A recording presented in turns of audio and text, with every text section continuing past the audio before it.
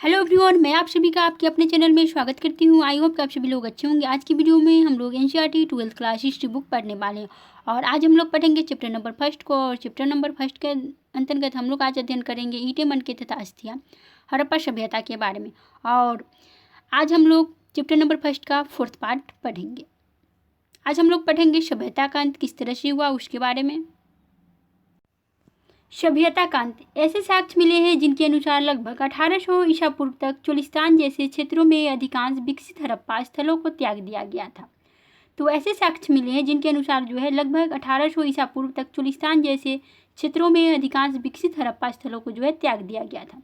इसके साथ ही गुजरात, हरियाणा तथा पश्चिमी उत्तर प्रदेश की नई बस्तियों में आबादी बढ़ने लगी थी। ऐसा लगता है कि उत्तर हड़प्पा के क्षेत्र 1900 ईसा पूर्व के बाद भी अस्तित्व में रहे। कुछ चुने हुए हड़प्पा स्थलों की भौतिक संस्कृति में बदलाव आया था, जैसे सभ्यता की विशिष्ट पुरावस्तुओं, बाटों मोड़ों तथा विशिष्ट मानकों का समाप्त हो जाना। लेकिन लंबी दूरी का व्यापार तथा शिल्प विशेषज्ञता की भी समाप्त हो गई थी। सामान्यतः थोड़ी वस्तुओं के निर्माण के लिए थोड़ा ही माल प्रयोग में लाया जाता था। आवास निर्माण की तकनीकों का ह्रास हुआ तथा बड़ी सार्वजनिक संरचनाओं का निर्माण अब बंद हो गया। कुल मिलाकर पुरावस्तुएं तथा बस्तियां इन संस्कृतियों में एक ग्रामीण जीवन शैली की ओर जो है इंगित करती है। इन संस्कृतियों को उत्तर हड़प्पा अथवा अनुवर्ती संस्कृतियां कहा गया है। तो ग्रामीण जीवन शैली की ओर इंगित करती है, इसे क्या कहा गया है? उत्तर हड़प्पा अथवा अनुवर्ती संस्कृतियां कहा गया है। ये परिवर्तन कैसे हुए, इस विषय में कई व्याख्या दी गई है। इनमें जलवायु परिवर्तन, वनों की कटाई, अत्यधिक बाढ़, नदियों का सूख जाना और मार्ग बदल लेना या भूमि का अत्यधिक उपयोग सम्मिलित थे। इनमें से कुछ कारण कुछ बस्तियों के संदर्भ में तो सही हो सकते हैं, परंतु पूरी सभ्यता के पतन की व्याख्या नहीं करते। ऐसा लगता है कि एकीकरण के तत्व संभवतः हड़प्पाई राज का अंत हो गया था।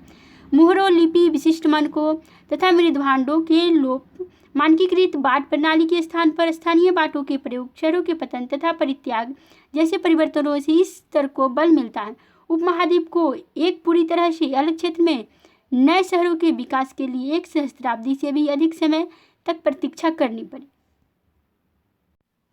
उत्तर हड़प्पा के क्षेत्र झुकर संस्कृति, स्वाधान एच उत्तर शिशुअल, सिंधु नदी है और स्वात नदी। एक आक्रमण के साक्ष्य यह जो है John Marshall Mohenjodaro and the Indus civilisation 1931 से उद्धृत है। डेडमैन लेन एक सकरी गली है जिसकी चौड़ाई 3 से 6 फीट तक प्रवृत्ति है। वह बिंदु जहां यह गली पश्चिम की ओर मुड़ती है, 4 फीट तथा 2 इंच की गहराई पर एक खोपड़ी का भाग तथा एक वयस्क की छाती तथा हाथ के ऊपरी भाग की हड्डियां मिली थी। ये सभी बहुत भुरभुरी अवस्था में थी। यह धड़ पीठ के बल गली में आड़ा पड़ा हुआ था। पश्चिम की ओर 15 इंच की दूरी पर एक छोटी खोपड़ी के कुछ टुकड़े थे। इस गली का नाम इन्हीं अवशेषों पर आधारित है। 1925 में मोहनजोदड़ो के इसी भाग से 16 लोगों के अस्थि पंजर उन आभूषणों सहित मिले थे जो उन्होंने मृत्यु के समय पहने हुए थे। 1925 में मोहनजोदड़ो की इसी भाग से जो है 16 लोगों के अस्थि पंजर मिले हैं जो कि आभूषणों सहित मिले थे।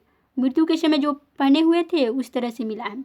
बहुत समय पश्चात 1947 में आई.एम. व्हीलर ने, जो भारतीय पुरातात्विक सर्वेक्षण के तत्कालीन डायरेक्टर जनरल थे, इन पुरातात्विक साक्ष्यों के उपमहाद्वीप में ज्ञात प्राचीनतम ग्रंथ ऋग्वेद के साक्ष्यों से संबंध स्थापित करने का प्रयास किया। उन्होंने लिखा है, ऋग्वेद में पूर शब्द का उल्लेख है जिसका अर्थ है प्राचीर। तो ऋग्वेद में पूर यानी पुरंदर, पूर शब्द का अर्थ है प्राचीर, किला या गढ़। आर्यों के युद्ध के देवता इंद्र को पुरंदर कहा गया है, अर्थात गढ़ विध्वंसक कहा गया है। तो पूर शब्द का अर्थ है प्राचीर और दर शब्द का अर्थ है किला या गढ़। तो आर्यों के युद्ध के देवता इंद्र को कहा गया है। ये दुर्ग कहाँ है या थे? पहले यह माना गया था कि ये मिथक मात्र थे। हड़प्पा में हाल में हुए उत्खननों ने मानव परिदृश्य बदल दिया है। यहाँ हम मुख्यतः अनार्य प्रकार की एक बहुत विकसित सभ्यता पाते हैं जिसमें अब प्राप्त जानकारी के अनुसार विशाल किलेबंदियाँ की गई थी।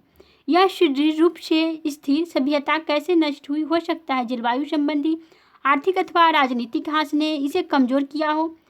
पर अधिक संभावना इस बात की है कि जानबूझकर तथा बड़े पैमाने पर किए गए विनाश ने इसे अंतिम रूप से समाप्त कर दिया। यह मात्र संयोग ही नहीं हो सकता है। मोहनजोदड़ो के अंतिम चरण में आभास होता है कि यहाँ पुरुषों, महिलाओं तथा बच्चों का जनसंहार किया गया था। पारिस्थितिक साक्ष्यों के आधार पर इंद्र अभियुक्त माना जाता है।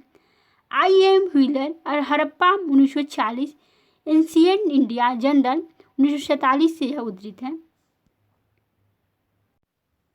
1960 के दशक में जॉर्ज रेल्स नामक पुरातात्विक ने मोहनजोदड़ो में जनसंहार के साक्ष्यों पर सवाल उठाए। उन्होंने दिखाया कि उस स्थान पर मिले सभी अस्थिपंजर एक ही काल से संबंध नहीं थे। हालांकि इनमें से दो से निश्चित रूप में संहार के संकेत मिलते हैं, पर अधिकांश अस्थियां जिन संदर्भों में मिली है वे इंगित करती है कि ये अत्यंत लापरवाही तथा श्रद्धाहीन तरीके से बनाए गए समाधान थे। शहर के अंतिम काल से संबंध विनाश का कोई स्तर नहीं है। व्यापक स्तर पर अग्निकांड के चिन्ह नहीं है। चारों ओर फैले हथियारों के बीच कवचधारी सैनिकों के शव नहीं है। दुर्ग से जो शहर का एकमात्र किलेबंद भाग था, अंतिम आत्मरक्षण के कोई साक्ष्य नहीं मिले हैं। G.F. Rails the mythical massacre and Mohenjodaro expedition 1964 से उद्धृत है। जैसा कि आप देख सकते हैं, तथ्यों का सावधानीपूर्वक पुनरीक्षण कभी कभी पूर्ववर्ती व्याख्या को पूरी तरह से उलट देता है। अब हम लोग पढ़ेंगे हड़प्पा सभ्यता की खोज। अब तक हमने हड़प्पा सभ्यता के विभिन्न पहलुओं का विश्लेषण इस संदर्भ में किया है कि किस प्रकार पुरातत्वविदों ने भौतिक अवशेषों से प्राप्त साक्ष्यों के माध्यम से एक आकर्षक इतिहास के अलग अलग अंशों को एक साथ जोड़ा है। लेकिन एक और कहानी भी है कि किस प्रकार पुरातत्वविदों ने सभ्यता की खोज की। जब हड़प्पा सभ्यता के शहर नष्ट हो गए तो लोग धीरे धीरे उनके विषय में सब कुछ भूल गए। जब लोगों ने इस क्षेत्र में सहस्त्राब्दियों बाद रहना आरंभ किया, तब वे यह नहीं समझ पाए कि बाढ़ या मिट्टी के कटाव के कारण अथवा खेत की जुताई के समय या फिर खजाने के लिए खुदाई के समय यदाकदा धरती की सतह पर आने वाली अपरिचित पुरावस्तुओं का क्या अर्थ लगाया जाए। कनिंघम का भ्रम।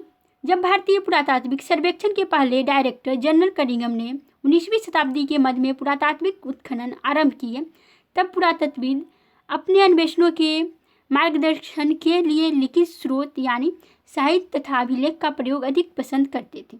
यहाँ तक कि कनिंघम की मुख्य रुचि भी आरंभिक ऐतिहासिक यानी लगभग 6ठी शताब्दी ईसा पूर्व से 4ठी शताब्दी ईस्वी तथा उसके बाद के कालों से संबंधित पुरातत्व में थी। आरंभिक बस्तियों की पहचान के लिए उन्होंने 4ठी से 7वीं शताब्दी ईस्वी के बीच उपमहाद्वीप में आए चीनी बौद्ध तीर्थयात्रियों द्वारा छोड़े गए वृत्तांतों का प्रयोग किया। कनिंघम ने अपने सर्वेक्षणों के दौरान मिले अभिलेखों का संग्रहण, प्रलेखन तथा अनुवाद भी किया।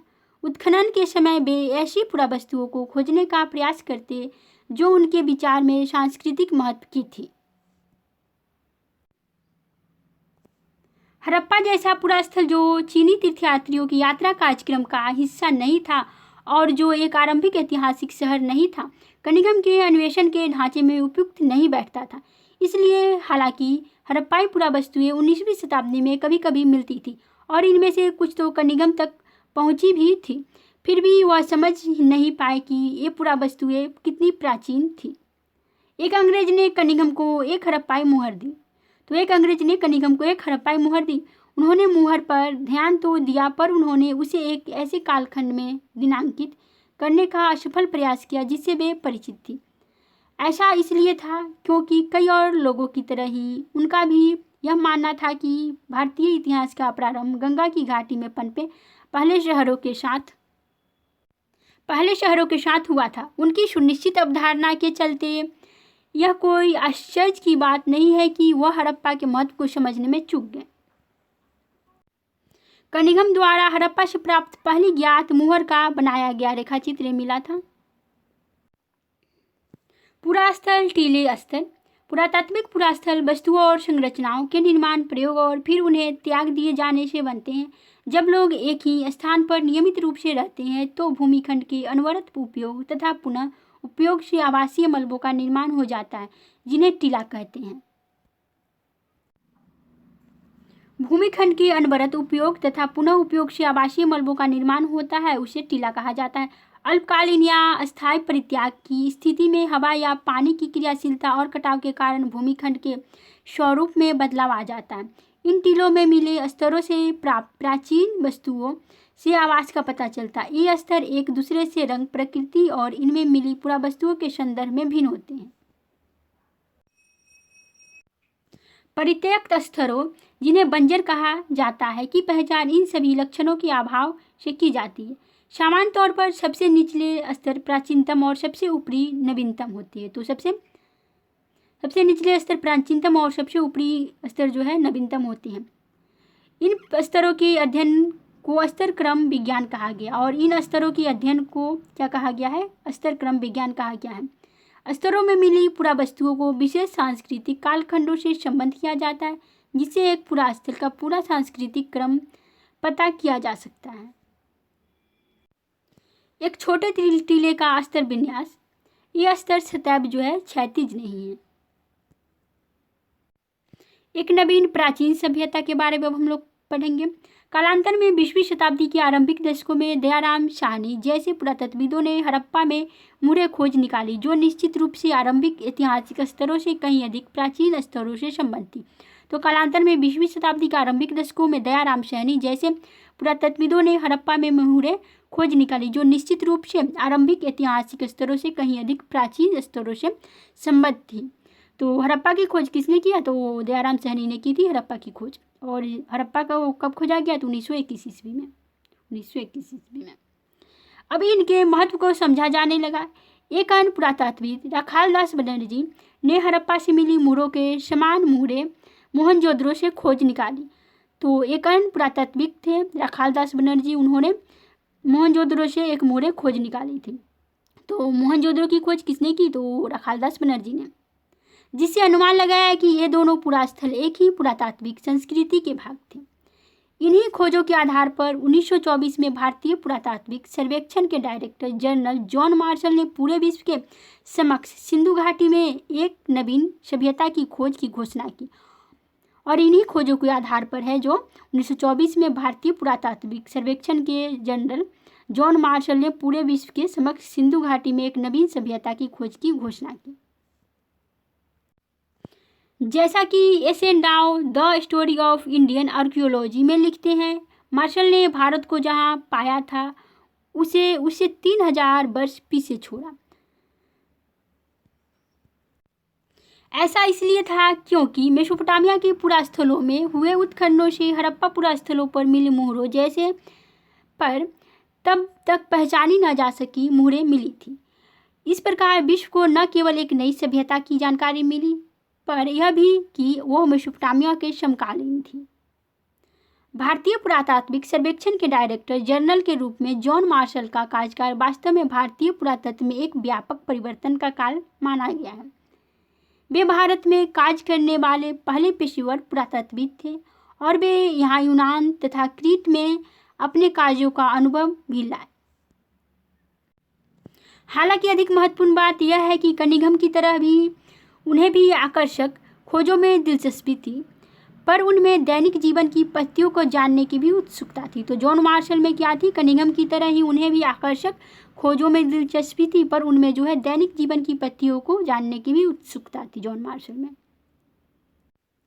मार्शल पुरास्थल की स्तर विन्यास को पूरी तरह अनदेखा कर पूरे टीले में समान परिणाम वाली नियमित क्षैतिज इकाइयों के साथ साथ उत्खनन करने का प्रयास करते थे।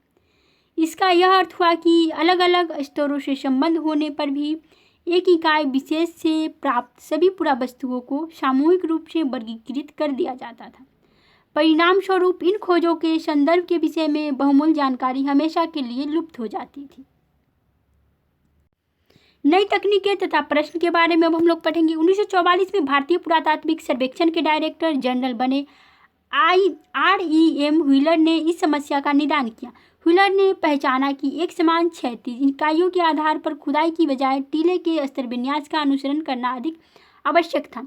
साथ ही सेना के पूर्व ब्रिगेडियर के रूप में उन्होंने पुरातत्व की पत्ति में एक सैनिक परिशुद्धता का समावेश भी किया। तो REM व्हीलर व सेना के पूर्व ब्रिगेडियर के रूप में उन्होंने जो है पुरातत्व की पत्ति में एक सैनिक परिशुद्धता का समावेश भी किया था। हड़प्पा सभ्यता की भौगोलिक सीमाओं का आज की राष्ट्रीय सीमाओं से बहुत थोड़ा कोई संबंध नहीं है, लेकिन उपमहाद्वीप के विभाजन तथा पाकिस्तान के बनने के पश्चात सभ्यता के प्रमुख स्थल अब पाकिस्तान के क्षेत्र में है। भारत और पाकिस्तान के विभाजन के बाद हड़प्पा सभ्यता का प्रमुख स्थल जो है वह पाकिस्तान में है। इसी कारण से भारतीय पुरातत्वविदों ने भारत में पुरास्थलों को चिन्हित करने का प्रयास किया। कच्छ में हुए व्यापक सर्वेक्षणों से कई हड़प्पाई बस्तियां प्रकाश में आई तथा पंजाब और हरियाणा में किए गए अन्वेषणों से हड़प्पा स्थलों की सूची में कई और नाम जुड़ गए। हालांकि कालीबंगन, लोथल, राखीगढ़ी और हाल ही में हुई धौलावीरा की खोज, वहां हुए अन्वेषण तथा उत्खनन इन्हीं प्रयासों का हिस्सा है। तो धौलावीरा की खोज हाल ही में की गई कुछ दिन पहले। नए अन्वेषण अब भी जारी है, तो नए खोज जो है अभी भी जारी है। इन दशकों में नए प्रश्न महत्वपूर्ण हो गए हैं। यहाँ कुछ पुरातत्वविद आमतौर पर सांस्कृतिक उपक्रम का पता लगाने के इच्छुक रहते हैं, वहीं कुछ और विशेष पुरास्थलों की भौगोलिक स्थिति के पीछे निहित कारणों को समझने का प्रयास करते हैं। वे पुरावस्तुओं रूपी निधि से भी जूझते हैं और उनकी संभावित उपयोगिताओं को समझने का प्रयास करते हैं। 1980 के दशक से हड़प्पाई पुरातत्व में अंतर्राष्ट्रीय स्तर पर भी रुचि लगातार बढ़ती रही है। हड़प्पा और मोहनजोदड़ो दोनों स्थानों पर उपमहाद्वीपीय तथा विदेशी विशेषज्ञ संयुक्त रूप से कार्य कर रहे हैं। वे आधुनिक वैज्ञानिक तकनीकों का प्रयोग करते हैं, जिनमें मिट्टी, पत्थर, धातु की वस्तुएं तथा वनस्पति और जानवरों के अवशेष प्राप्त करने हेतु सतह का अन्वेषण और साथ ही उपलब्ध साक्ष्य के हर सूक्ष्म टुकड़े का विश्लेषण सम्मिलित है। ये अन्वेषण भविष्य में रोचक परिणामों की आशा दिलाते हैं। हड़प्पा में व्हीलर आरंभिक पुरातत्वविद कई बार साहस की भावना से कार्य करते। व्हीलर ने हड़प्पा में अपने अनुभव के विषय में यह लिखा है। मुझे याद आता है कि 1944 की एक गर्म रात को पुरातात्विक सर्वेक्षण के नवनियुक्त डायरेक्टर जनरल के रूप में अपने स्थानीय मुस्लिम अधिकारी के साथ हड़प्पा नामक एक छोटे से रेलवे स्टेशन से एक गहरे बालू के रास्ते पर 4 मील की टांगे की सवारी कर मैं प्राचीन स्थल के टीलों जो चांद की रोशनी से अवलोकित थे के समीप स्थित एक विश्राम गृह तक पहुंचा। अपने चिंतित सहकर्मी की इस चेतावनी कि हमें अपना निरीक्षण अगली सुबह 5:30 यानी 5:30 बजे आरंभ कर 7:30 बजे तक समाप्त कर देना चाहिए, जिसके पश्चात बहुत अधिक गर्मी हो जाती है, के बाद प्रवेश द्वार में काली आकृति के पंखे वाले को धीरतापूर्वक बैठा छोर तथा परोस की हुई बीहर से अनगिनत सियारों की रात की हवा को चिरती हुई आवाज के बीच हम सोने चले गए। अगली सुबह ठीक 5:30 यानी 5:30 बजे हमारे छोटे से काफिले ने बालू के टीले की ओर बढ़ना आरंभ किया। 10 मिनट के भीतर ही मैं रुका और सबसे ऊंचे टीले को देखते हुए अपनी दृष्टि पर अविश्वास के साथ अपनी आंखें मलने लगा।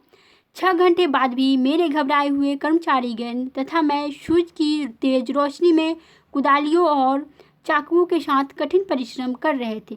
मुझे डर है कि मेरे सहयोगी काम के मेरे जुनून के कारण मुझे सनकी न समझ ले। R.E.M. Wheeler, my archaeological mission to India and Pakistan 1976 से यह उद्धृत है। तो इस वीडियो में इतना ही रहेगा, फिर मिलेंगे नेक्स्ट वीडियो में। नेक्स्ट वीडियो में हम लोग पढ़ेंगे अतीत को जोड़कर पूरा करने की समस्याएं को।